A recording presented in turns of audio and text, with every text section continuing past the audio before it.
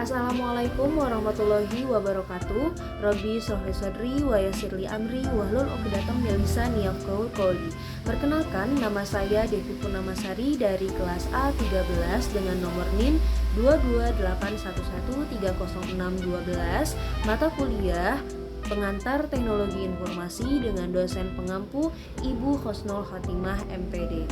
Di sini saya akan menyampaikan mengenal Microsoft Excel dan rumus-rumusnya. Nah, apa sih yang dimaksud dengan Microsoft Excel?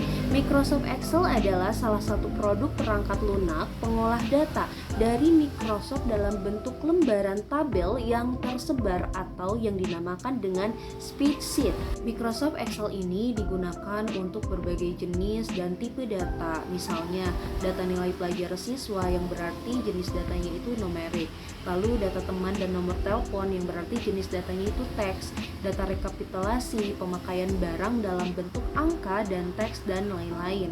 Nah, selain bisa digunakan untuk mencatat data-data tersebut, Excel juga bisa digunakan atau mampu melakukan perhitungan, perkalian, pembagian, atau fungsi-fungsi logika. Bahkan Excel juga bisa membuat sebuah grafik. Selanjutnya di sini ada kelebihan dan kekurangan pada Microsoft Excel.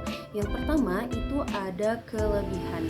Yang pertama, kelebihan dari Microsoft Excel ini adalah mempunyai kemampuan menampung data yang cukup besar dengan 1 juta baris dan 16.000 kolom dalam satu sheet. Yang kedua, itu Microsoft Excel mempunyai program penggunaan rumus yang sangat lengkap sehingga mempermudah pengolahan angka untuk menghasilkan dokumen yang lebih canggih. Nah, lalu apa sih kekurangan dari Microsoft Excel? Yaitu yang pertama, software pengolah angka ini berbayar atau tidak gratis. Yang kedua, aplikasi ini memerlukan banyak memori atau RAM dan memprosesor yang besar atau CPU-nya itu harus besar. Lalu bagaimana sih cara mengaktifkan Microsoft Excel? Di sini saya akan menyampaikan cara yang lebih efektif dan lebih efisien. Nah, langkah pertama, kalian hanya mengklik ganda icon Microsoft Excel pada jendela Windows kalian. Yang kedua, yaitu akan muncul gambar seperti yang tertera di sini. Yang biasanya yang pertama ada title bar, lalu ada quick Excel toolbar, lalu yang ketiga ada kontrol jendela, dan yang keempat ada rebound. Dan di sini sama seperti halnya kayak Microsoft Word, tetapi hanya saja Microsoft Excel ini ada tabel-tabel seperti yang ada di gambar.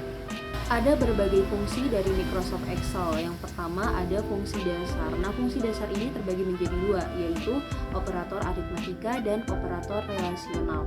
Nah, operator aritmatika dalam keyboard kalian ini ditandai dengan tanda plus, tanda strip, lalu tanda bintang, lalu tanda garis miring, lalu tanda kutip. Nah, tanda plus berarti menandakan penjumlahan, lalu tanda strip menandakan dengan pengurangan, lalu tanda bintang itu menandakan dengan perkalian, lalu ada tanda garis miring itu menandakan pembagian, lalu ada tanda kutip yaitu pangkat.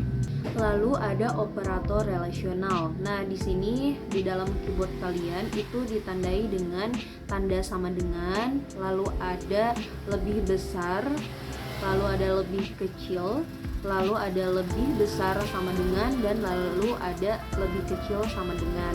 Yang kedua itu ada fungsi statistik pada Microsoft Excel.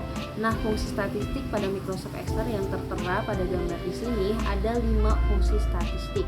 Yang pertama, fungsi penjumlahan data dengan rumus sum. Yang kedua, ada fungsi pencarian nilai terbesar atau yang disebut dengan max.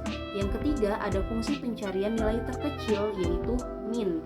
Yang keempat, ada fungsi pencarian nilai rata-rata atau average. Yang kelima, fungsi pencarian jumlah data angka atau count. Yang terakhir, ini ada cara penulisan sintaks pada Microsoft Excel.